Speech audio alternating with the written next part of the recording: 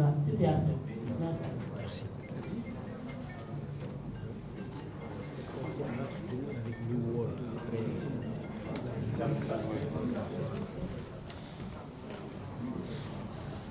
Voilà, bonsoir, c'est Cheikh Moussa Sarr du groupe Média. Moi, ma question, c'est que vous avez dit que vous n'excluez pas une solution, par exemple, de s'asseoir autour d'une table et discuter. Est-ce à dire que vous êtes pour l'éclatement des droits afin que l'immédiat puisse monter et que les autres également puissent monter? Merci.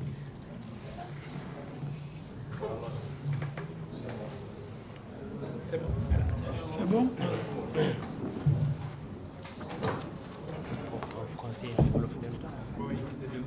D'accord. Alors, l'absence de communication, selon le premier intervenant, aurait peut-être perturbé les esprits et semé la confusion. Non, pour nous, ce n'est point une course de vitesse. Nous communiquons au moment où il faut communiquer. Et nous avons pris aujourd'hui la décision d'inviter la presse nationale et internationale pour que nul n'en ignore, comme on le dit dans notre jargon judiciaire.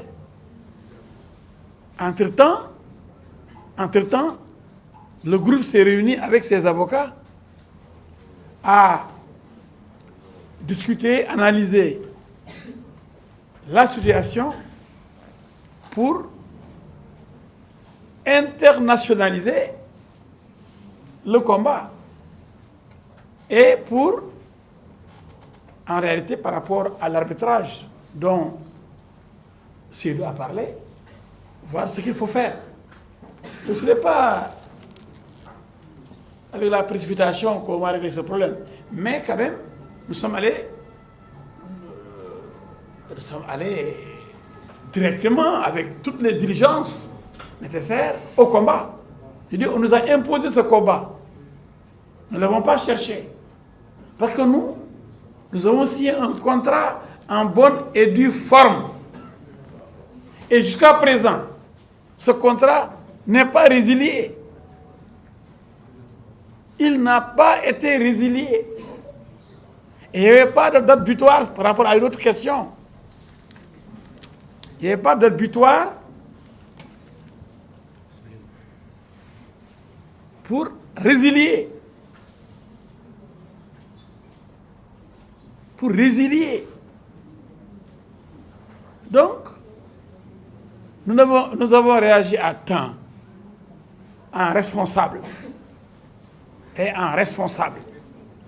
C'est un combat qui concerne l'ensemble de la presse du Sénégal. Comme l'a dit Mamadou Ibra, c'est la démocratie qui l'exige. Et je crois que l'intervention d'Adama Kandé vient confirmer ce que disait Mamadou Ibra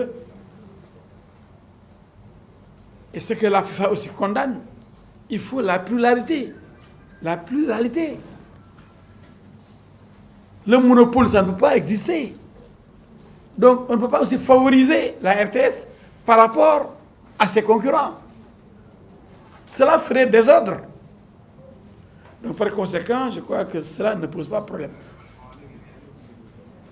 Excusez-moi, je dois préciser une chose. Y a-t-il? Oui. Je ne demandais pas la date butoir de résiliation du contrat, mais la date butoir de paiement. Oui. Non, vous ne voyez pas comme j'ai dit. Y a-t-il une date butoir pour résilier si des conditions ne sont pas respectées? C'est ce que vous voulez dire. Ça n'existe pas. Il y a eu des dates indicatives. Il y a eu des indications. Mais il n'y a pas eu de date fixée d'avance pour résilier en cas, par exemple, de non-paiement. Et on n'a pas reçu ici une lettre de notification de la résiliation. Il faut que ça soit clair. Et je pense qu'on a été même surpris. C'est quand la direction a informé le Sénégal 7 jours après, on a appris que la RTS nous a remplacés. Ça a été une grande et grosse surprise. Qu'est-ce qui s'est passé entre-temps? On ne sait pas. On ne peut pas nous remplacer comme ça. Il n'y a pas d'arbitoire. On ne nous a pas dit, si vous ne payez pas au-delà de telle date, on va résilier. On ne vous montrera jamais ce document-là. Il y a aussi fraude. Parce que niveau de télévision ne dit pas la vérité. Il y a eu 17 jours qui séparent cette lettre qui aurait entraîné la fin de notre contrat, de notre compagnonnage. Du 1er au 18 août, il y a une différence énorme. On nous balance comme ça que le 1er, on vous a saisi. Qu'on nous le montre, qu'on nous le prouve. C'est facile de tricher et ensuite de venir raconter n'importe quoi pour se rattraper. Alors, est-ce qu'il y a explication avec New World? Mais New World a essayé de tricher, donc nous avons déjà des éléments concrets qui prouvent l'intention frauduleuse, même par rapport au communiqué signé par New World, la RTS, avec le logo de la FIFA, on sent la combine. On sent la nécessité toujours de tromper l'opinion. Quelques heures après le premier communiqué, modification au niveau du logo de la FIFA. Pour le même texte, le même contenu. Cela pose problème. Cela prouve qu'on s'est rendu compte qu'on a commis une erreur ou une faute ou une forfaiture et il fallait corriger immédiatement. Mais entre-temps, il y a la capture d'écran, l'élément est là. On vous a montré la différence pour le même texte. Mais nous ne voulons pas, nous allons nous battre, mais nous ne voulons pas, c'est vrai que nous pouvons aller jusqu'au bout, mais nous ne voulons pas priver les Sénégalais de retransmission de la Coupe du Monde. Dama ni groupe E-Média Invest di nga xam ni Mamadou Ibra Kane moo ko jiite Sénégal moo ko ñor ki bu demee ba fekk fa ay télé yu ko mag gën koo màgget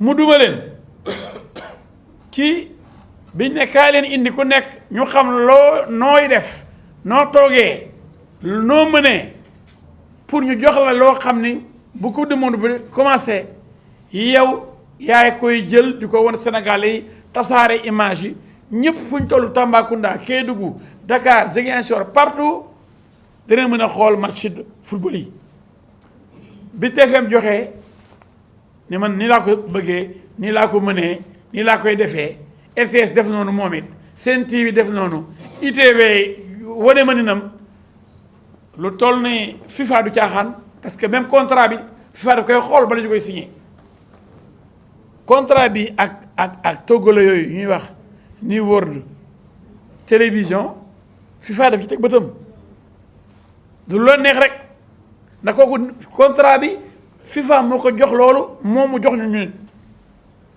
FIFA xool ñoom ñu xool ni ah groupe bi ñoom ITV ñoo mën E-Média li mu wax moo yenu maanaa moo mën Sen TV moo mën TFM moo mën RTS ñoom ñeent nag ñoo jóge Sénégal di xëccoo ku ne ni maa bëgg di jox ma droit de retransmission match yi ma di ko wane sama réew ñun ñeent ñëpp ñu bokk réew mi ñu tànn toujours le meilleur élève de la classe xam nga njëkk a fecc taxul mu jéegéew aux Zambiens la valeur n'attend point le nombre des années loolu tubaab wax ki mujjee ñëw mën ñi ko njëkk a ñëw ba mën seen baay ak seen yaay muy RTS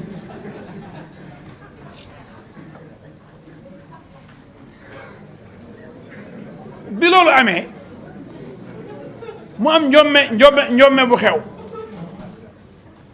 njomme bi mooy bi ñu yëgalee Sénégal ñun ñoo yore affaire bi ñun la ñoo ko yor yëgal ko aussi ki nga xam ne moo jiitee CRA muy Babacar Diagne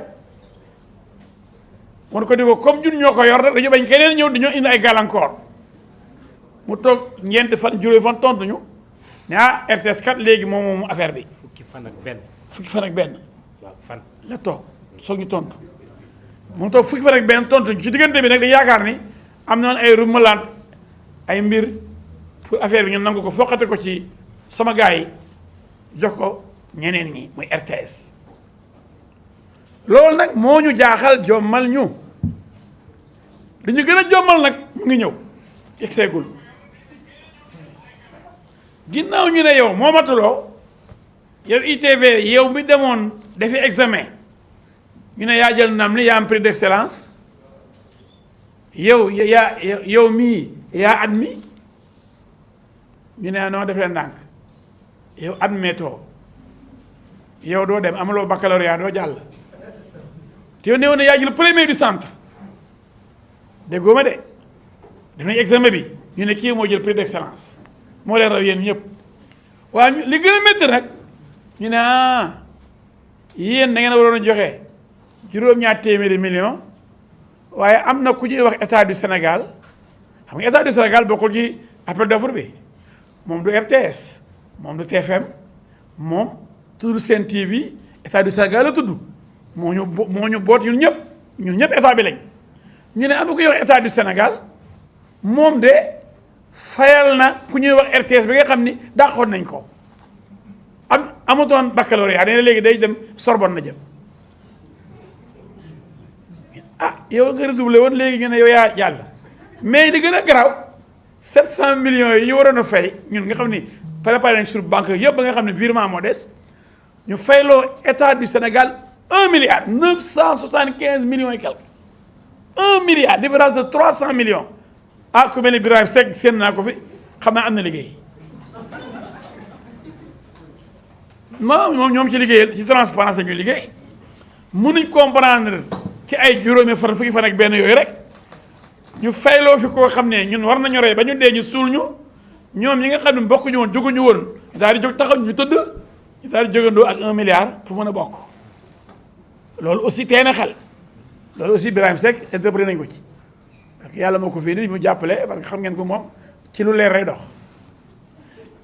donc côté boobu bëggoon naa ñu xam ni mbir mi daal tey na xel li ñu bëggoon nag mooy comme état bi sur état la ñun ñëpp RTS sur RTS ñun ñëpp ñoo ko bokk waaye defe naa sax Adama Kandé wax na ko léegi xam nga kenn du xëccoog sa doom ñun RTS mën nañu maam RTS mën nañu yaay RTS mën nañu nijaay mën nañu yumpaañ waaye RTS buy xëccoog ay doom ay sëtam waaw loolu ko mas a gis da ngay moom bu nar a lekk moom kenn ñeneen ñi duñu lekk fu ñu jëm booy lekk da ngay jëkk jox say doom ñu lekk avant ngay lekk xam nga taawu xiif da ngay jox xale yi ba pare jox ñi feebar yow nag di yore kër gi nag ngay soog a lekk waaye yow bu dee yaa ngi lekk lépp xale ci kër gi soog a lekk wala du fekk dara ci bool bi ñu ne paa bi lekk na yow ak mère bi non mais c'est extraordinaire paa beeg mais bàyyiwuñ fi dara lekk lépp bàyyi xale yi. loolu mooy rey presse privée li ma ko bëgg a waxee mooy ki fi nekkoon démb bërki démbam jur ñëpp moom de bi jaar na fa Assane Samba jaar na fa DJ Boubou jaar na fa ñu bëri fa lañ jaar RTS mooy yaay mooy bàyyi waaw moom aussi moo am doole ji moo fi njëkk waaye nag il faut ma xajal nag xale yi sëtam nag mooy E-Media sët bi gën a ndaw moom bu ñu ko bëggee xañ li nga xam ne xam-xamam ak xarañam moo ko may loolu day doy waar kon boog ñu ngi lancé un appel à l'État et au chef de l'État État dafa am borom pour ñu seet nuñ mën a trouver solution bu dee moo gën parce que toog fii bañ dem ci match yi Sénégal du am match ndax ñu nga Zurich joxuñ kenn nekk leen RTS gañeegul suspension beneen arbitre yi jugé guñu envoyé nañ dossier bi ba match yi ñëw fu ñu jëm laa wax kon nañu toog waxtaan parce que daf fuqale baaxul dafay indi biir buy daw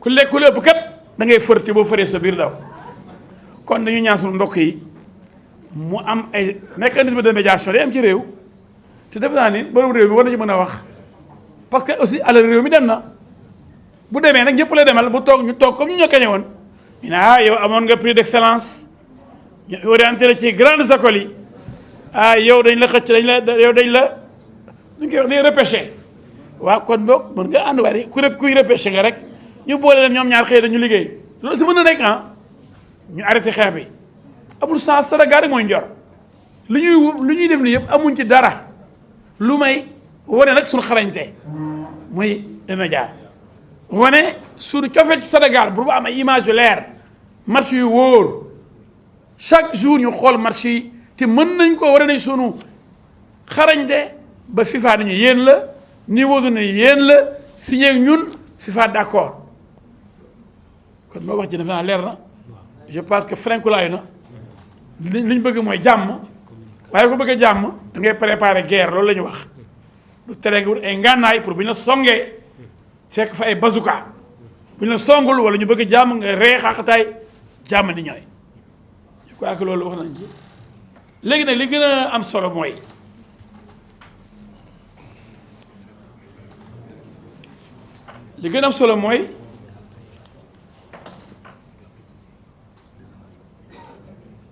résiliation amul foofu la point bi yëpp nekk kenn masu ñoo wax bokkatu leen ndax defu leen lii ngeen war a def foqati nag mënul am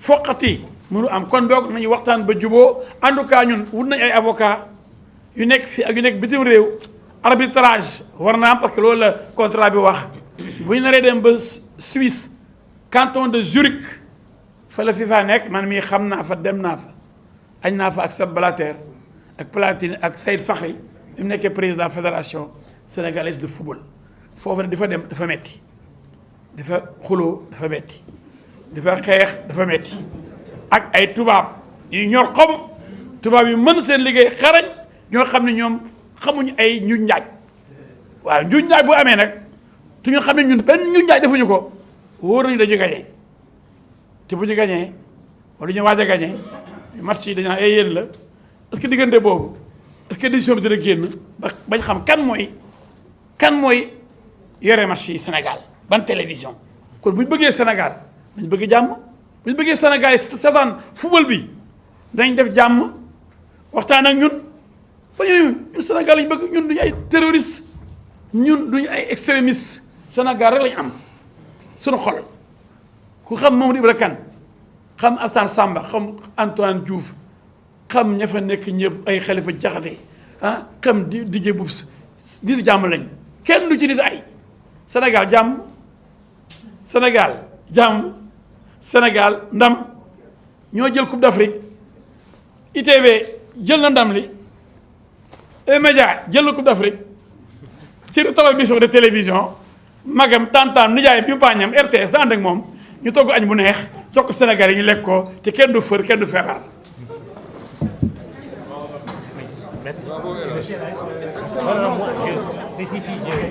Je voulais sur la communication quand même. D'accord. Apporter et remercier El Hadj Ndiaye aussi. Vas-y.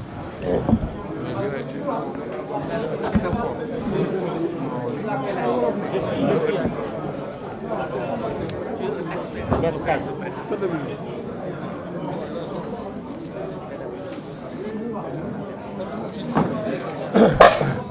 Bon,